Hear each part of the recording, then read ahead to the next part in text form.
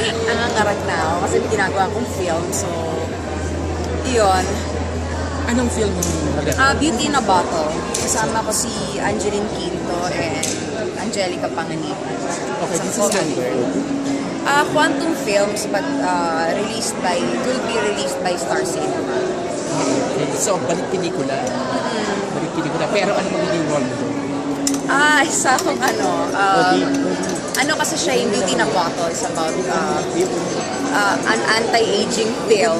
So I play the role of an aging creative director ng isang ad agency na nagsastruggle between, parang nagsastruggle sa kanyang, syempre alam mo na, pag ganong edad ka na, medyo papalitan ka na mas bata sa advertising world, tapos, syempre sa personal life din, meron din mga problema, kasi nga tumatanda na nga daw siya, so, yun, parang, itong commercial ng Beauty in a Bottle, kung saan kinuha naming endorser si Angelica, that will be parang the biggest break of my career. Okay. Kahit alam kong yung parang before that, medyo nagiging failure nga ako kasi nga, matanda na.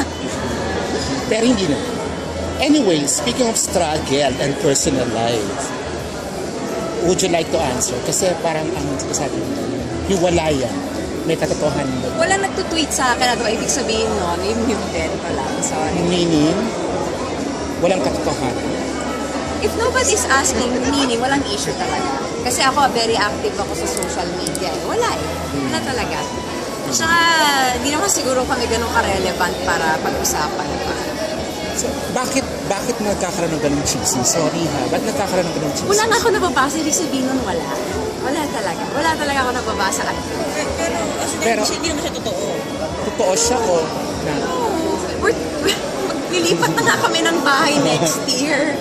Nakabili kami ng bagong condo kasi nga medyo masikip na kami. And we want to build a family. Sardinas na nga kami sa tinitirahan namin. So yun, 2011 pa namin hinuhulugan yung condo na to. So ang importante, happy and married life. Oo, at saka ang daming work. So, plan to build a family, meaning, gusto mo na magka-baby? Gusto na namin. Matagal niyo na bang gusto magka-baby? Oo, I think 2008 pa. Pero ngayon na talaga magkaka-oras. Paano kung magkaka-oras kung anday mong work? Gusto din naman work. Tapusin ko lang yung film, tsaka kailangan ko magdagdag na naman ng timbang kasi nabawasan na naman ako dahil busy ako. So, kailangan maging back to 130 pounds na naman ako. Talaga? Para saan? Para magdalang tao? Importante yung pounds. Kasi ang babae designed to be that way. Pwede pala, trust. So, I mean, ano yun ang doktor na kailangan mag-gain ka ng weight? Yeah, tsaka nababasa ko rin naman sa mga websites na pinupunta ko. I mean, inuubos ko lang yung websites para alam ko na tama yung yung binabasa ko. Kasi kung iba-iba yung nababasa mo, parang may possibility na hindi totoo, di ba? So, isa lang consistent naman lagi sa mga binabasa ko. Consistent lagi yung mga sinasabi nila. So, sobrang sexy mo. I mean, curves and all. So, magiging komportable ka ba being 130? Ilang pounds ka ba now? 127. Na-reach ko na yung goal weight ko eh. Kaya lang nag-drop ako ng 3 pounds kasi ginagawa kong film. So, stress na naman ako. Hindi na naman ako nakakain.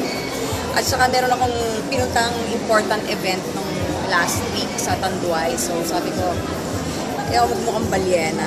Pero sobrang sarap naman nun. Hindi ko nagpapataba. Nadami ko sa magpapayan.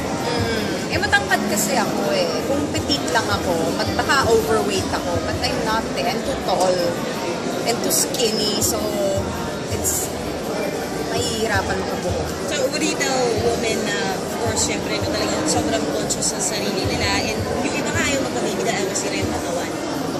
Ay, okay lang. Nire-respeto ko yun. Kanya-kanyang trip lang yan. Actually, pag-uusapan ngayon sa pelikulang Beauty in a Bottle. Oo, kasi di ba parang ano siya eh, parang parody siya eh, na alam mo naman sa panahon ngayon, na superficial na ng tao. Di ba? Yung parang they only care about the outer appearance, pero wala silang, di ba, hindi nila kinikilalang mabuti yung tao, or hindi na uso nga yung parang beauty's only skin deep. Kailangan laging maganda sa labas. Pero hindi naman yun yung be all and end all eh. Asunto, medyo natagalan 2008 yung plinano, pero 2014, nagpaplano ulit kayo. Hindi ba siya nainip na magkaroon ng... Meron lang kasi kaming tinatapos na really important document na wala eh. Nakain masyado ng yung oras namin nun. Pero okay na siya, tapos na siya, so pwede na.